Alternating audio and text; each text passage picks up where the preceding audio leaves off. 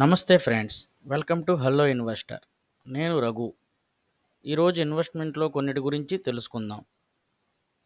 Bank saving account, fixed deposit, government securities, mutual funds, gold, స్టాక్స్లో invest చేయడం. మొదటగా bank savings గురించి తెలుసుకుందాం. సేవింగ్ అకౌంట్ అనేది బ్యాంక్ అందించే ఒక రకమైన డిపాజిట్ అకౌంట్. మీ యొక్క డబ్బును డిపాజిట్ చేసిన మొత్తానికి ఇంట్రెస్ట్ వస్తుంది. ఆ యొక్క ఇంట్రెస్ట్ సంవత్సరానికి 3 to 4% వరకు ఉంటుంది.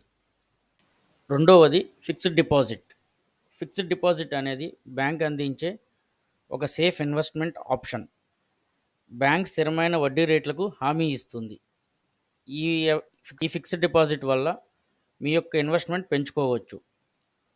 ఆ యొక్క ఇంట్రెస్ట్ రేట్ సంవత్సరానికి 7 to 8% వరకు ఉంటుంది. మూడవది government securities. Reserve bank of India నిర్వహించే ఆక్షన్ ద్వారా ఇండియన్ గవర్నమెంట్ జారీ చేయబడిన లాంగ్ టర్మ్ ఇన్వెస్ట్మెంట్స్. అవి షార్ట్ టర్మ్ 1 సంవత్సరం కంటే తక్కువ నుండి లాంగ్ టర్మ్ 40 సంవత్సరాల వరకు వివిధ మెచ్యూరిటీస్తో వస్తాయి.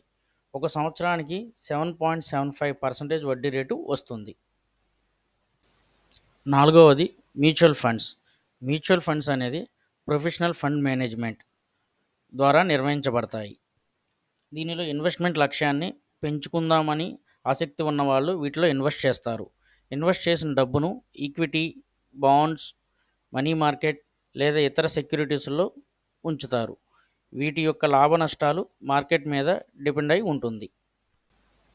మ్యూచువల్ ఫండ్స్ గురించి ఒక వీడియో సపరేట్గా చేస్తాను. ఐదవది గోల్డ్. గోల్డ్లో ఇన్వెస్ట్మెంట్ అంటే మనందరికీ తెలిసిందే. వాటిలో ఫిజికల్ గోల్డ్ మరియు డిజిటల్ గోల్డ్గా ఉంటాయి. ఫిజికల్ గోల్డ్ అంటే అందరికీ తెలిసినట్టే బిస్కెట్ రూపంలో కానీ ఆభరణాల రూపంలో కానీ మన దగ్గర ఉన్నట్లు. డిజిటల్ గోల్డ్ అంటే ఆన్లైన్లో కూడా మనం గోల్డ్లో ఇన్వెస్ట్ చేసుకోవచ్చని అర్థం. ఇది మన ఇంట్లో ఉన్న గోల్డ్ లాగానే సేమ్ వాల్యూ ఉంటుంది, కానీ ఆభరణ రూపంలో కానీ ఇంకే విధమైన రూపంలో కానీ ఫిజికల్గా ఉండదు.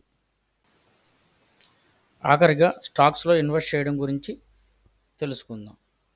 స్టాక్స్ అనేది ఒక రకమైన సేఫ్ ఇన్వెస్ట్మెంట్. స్టాక్ హోల్డర్స్కి కంపెనీలో ఓనర్షిప్ యొక్క వాటాని ఇస్తుంది. మన ఛానల్ స్టాక్ మార్కెట్ గురించి కాబట్టి స్టాక్స్లో ఎలా ఇన్వెస్ట్ చేయాలి, ఎలా స్టాక్స్ సెలెక్ట్ చేసుకోవాలి అని నెక్స్ట్ వీడియోలో చెప్తాను. మరింత ఇన్ఫర్మేషన్ కోసం ఈ వీడియోని లైక్ చేసి సబ్స్క్రైబ్ చేసుకోండి. Thank you.